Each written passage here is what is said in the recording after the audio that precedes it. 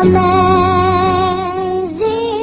grace, how sweet the sound that saved a wretch like me. Hi, and welcome to Straight Talk About God video. I'm Jack. You know, God's got a lot of rules, right? A lot of rules, the 10 Commandments and all that. But he also has a rule about what you're actually doing, right? And that rule of God says, do what you're doing until I tell you to do something else. Do what you're doing until I tell you to do something else, right? Well, haven't we all sometime or other asked ourselves, am I doing the right thing? See, whatever you're doing, am I doing the right thing? Okay. Well, just asking this, even to ourselves, brings God into the picture. See, whatever task we're working at, participating in, the answer to that question is going to be the same. It doesn't make any difference what you're doing. If you ask, am I doing the right thing, the answer is going to be, do what you're doing until I tell you to stop. Till I tell you to do something else. Okay? And that simple directive is enough to guide us through our whole lives. It's a way to live, if you think about it a little bit. See, the implementing of that directive requires vast amounts of our time and energy. It's a whole change of lifestyle. It might not sound like it, but it is. Okay? And this is because of the method by which we are doing what we're doing. You remember, it's not what you do, it's how you do it. Okay? Okay? See, we're looking for God to confirm or deny the rightness of our action. And that means we got to put our antenna up, okay, and keep it in the forefront of our consciousness. See, whether we're working our job or golfing or even eating dinner, okay, a small part of our consciousness is going to be monitoring our total reality for clues that God might send our way. Okay? And this is one of the hardest parts of a believer's walk, being aware of the clues or hints that God gives us. Okay? See, as simple a thing as a sudden jolt of memory that brings you back into the house for something that you really needed, but you forgot. Who says that's not from God? Isn't that the way God helps us, keeps us safe, protects us, provides for us, all of those things? Here's an example of the antenna. Okay? In my personal case, it was about gaining employment. I didn't have a job. I had a little bit of money for 6 months worth of living expenses. I had a mortgage and food and all that stuff. See? But I didn't have a job. So I said, okay, I made a vow to God. And I said, whatever work he sent me, no matter what it was, it couldn't be too low or couldn't be too high. Whatever he sent me, I would always say yes. At that point, my antenna went up, and anything that crossed my path on a daily basis that was related to a job, work, I would follow up. Okay? Just that simple vow led to a 15-year janitorial service, employed 8 people. It also led to 2 rural mail contracts, driving mail contracts that lasted 17 years and employed 5 other people. It also contributed to a 15-year retirement.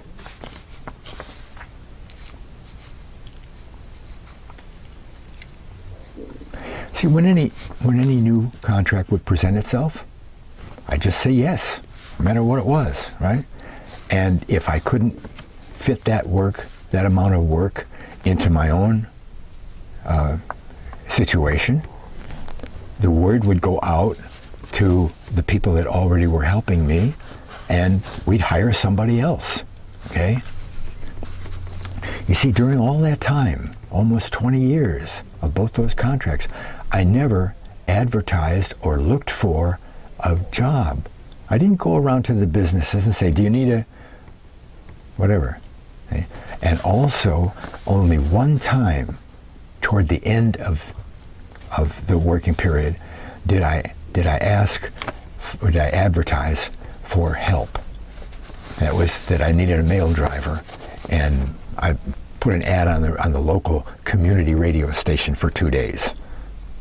Okay, one time in almost 20 years, because it came to me. I didn't go for it. Okay. Well, I'd be working along one of my jobs, and somebody'd say, "Do you want?" I'd say yes, and the transition period between the two businesses kind of overlapped for about 4 years or so. Okay, see, because janitorial contracts are the first to go in a financial crunch. The boss will vacuum the drug, right? Okay. So my very first contract was at the local post office. And one day I was in there at the table with my back turned to everybody else, and I heard the postal worker say the word job. I don't know what they were talking about or anything. I just heard job. My antenna was up. Job. Oh, what about that job? So I inquired about the job. It was a part-time job, only part-time, but I said, yes, I want that. Yeah, okay. And it supplied half of my needs. So that was a pretty good start, you know, because that was only about a week and a half after I made the vow. Anyway,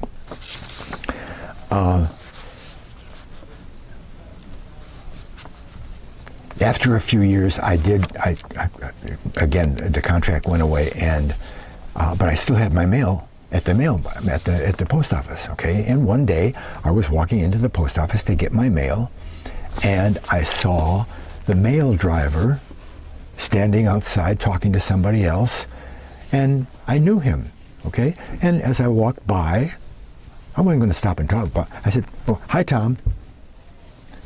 Without a pause, a nanosecond, I said, "Hi, Tom, you want my job?" "You want my job?" Well, the whole thing took about 2 seconds.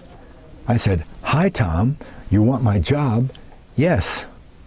Automatic yes came out. By that time, you know, that's 10 years later. "My job?" "Yeah." See, I knew him because he was driving the mail out of that post office when I was cleaning the post office. So we knew each other, you know. For years we knew each other. He'd come in every day and whatever, okay. I said yes right away. Because my antenna was still up, okay? Okay, let's get back to asking if it's the right thing. At the time you are asking, you have to stop and recognize that God is allowing you to do the thing that you're doing. Okay? He's allowing you to do that. And He's entering into that process. The Bible says this. No matter what's going on, God's entering into the process of a believer to work His good out of that process. Okay?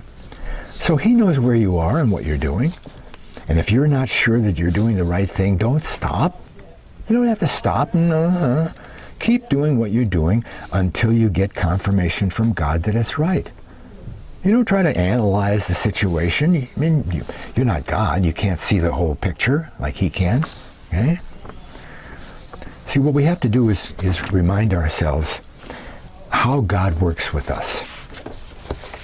How does God work with us? Have you ever stopped to think, well, what does He do? You know, well, just a little thought's going to show that the things that fall out of the sky, wow, fall out of the sky, could come from God. See, it's not just some lucky coincidence, right? We like to think about that. That's why we usually do it. But just Just a little thought shows that that comes from God. And it interrupts what we're doing. Okay? That's the key about something that falls out of the sky. You're doing something else and it stops you right away. Boom. Okay? And, I mean, maybe it's God telling us to do that something else that we're not doing now. Huh? Could be, right? See, again, we usually think of it as a lucky coincidence or whatever. Oh, glad I thought of that. Whew. Oh. Some people want to call that conscience, a little voice that tells you the right, the wrong, or whatever that, but it's not important about the name. The name is not important, okay? It's the source of the interruption that's important. Where did it come from? And that brings up the fact that these fall out of the sky interruptions can also come from the devil. God and the devil work exactly the same way. You know, they plant stuff in your head, right? See, basically we have 3 types of thoughts. 3. But only one of the 3 is our own. Only one of the 3. See, the other 2 come from God or the devil. Right? See, the fundamental problem is that we think that the other 2 thoughts from God or the devil are our own. They feel like our own. I mean, how much more private can you get than a thought in your own head? So you're doing this thing and this thought says, boom. That's not your own thought. Okay? That could be from God or the devil. Okay? See, so you could think of it as wakeful hypnotism. A little thought gets planted in your head, and you follow it up, and you take action on it like it was your own thought. And even down the line, if it comes to harm, your action comes to harm, okay, you're not going to blame God or the devil. You blame yourself, right? Because you thought it was your own thought. Here's a really good example of that. Have you ever been walking along and you notice that there's some little hazard in your path? And you may have gotten a little twinge of thought, or a sentence, or a picture, or some little warning about the obstacle. Boom. Well, that's an interruption, right? You're just walking along and all of a sudden this thing interrupts the flow, okay? Well, in this case, maybe it was so inconsequential that you ignored it, okay? And then you tripped over it anyway, right? Well, here's the point. At that time, you said to yourself, or anybody else that happened to be around, God, I knew I was going to do that. How did you know? From that little thought that you had. Now, who's to say that wasn't God giving you his protection, like he's promised to do, and warning you about that obstacle? But you didn't follow it up. That's what you have to do. Things fall out of the sky, you got to follow it up right now and decide whether it's a good thing, is it going to end in a good place or a bad place? And then you stop what you're doing and do that, and then come back to what you were doing later on when you're done with that, if that ever happens. Okay? I knew I was going to do that. Have you ever done that? I have. It's ridiculous, you know. It's almost okay. So that's a perfect example of thought interrupting your action. And that's the way God works. See, the interruption is the key, not the object of the interruption. It could be a simple phone call.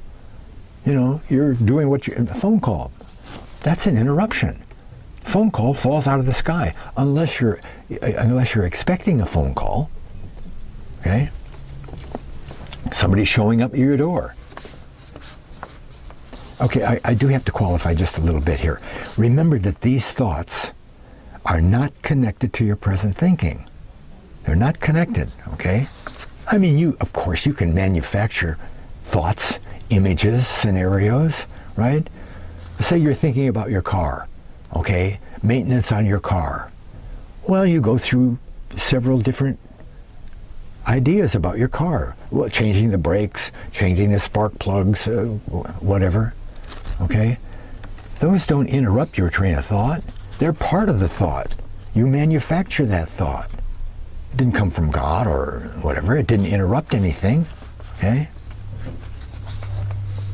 But when Bill shows up, while you're changing those spark plugs and your head is down there under the hood, right? And he says, hey, you want to go to the football game? I got 2 tickets. Well, that's definitely an interruption from you changing the spark plugs, isn't it? Okay, now maybe this doesn't quite fall into, am I doing the right thing?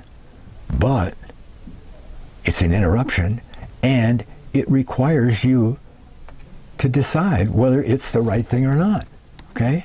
Well, if you've got some prior commitment that in a half hour I have to be, oh gee, I can't, or well, oh the heck with that, I'll just go. You know, one way or other, you got to make a decision whether it's the right thing or not. Who sent Bill? Okay? We don't ever think about that. Who sent Bill around? Okay? Was he just sitting around home and he said, well, I think, and the phone rang and his boss said, hey, I got a couple of tickets to the football game. You want to go? I can't make it. Oh, okay, I'll go. Okay? Who sent Bill to you? Was it God? Or was it the devil? Okay? What if you were deeply into your daily Bible study hour and you still had 30 minutes left in your study and Bill calls on the phone and says, hey, I know, we're leaving 10 minutes. No, I can't do that because my Bible study is more important. I've got that. And that would take me away from my Bible study. Now, you got to think about whether the devil got into that because he wants to take you away from the Bible study. Huh? Okay? So maybe Bill's interruption doesn't fall into the category of am I doing the right thing? But after he talks about it, you know, will you be doing the right thing? Not are you? So maybe no alarm bells go off right away and you can make a decision just based on prior commitments. Whatever, you know, or duties that you promised you'd do or whatever. If you want to know what you're doing the right thing, okay, keep on doing it until God tells you different, right? See, your life decisions are not your own. Believers live for God, don't they? Right? Not themselves. It's His agenda, not yours, that we have to do, right? Do what you're doing until God tells you to do something else. Simple. Wonderful. Thanks a lot for watching. God bless.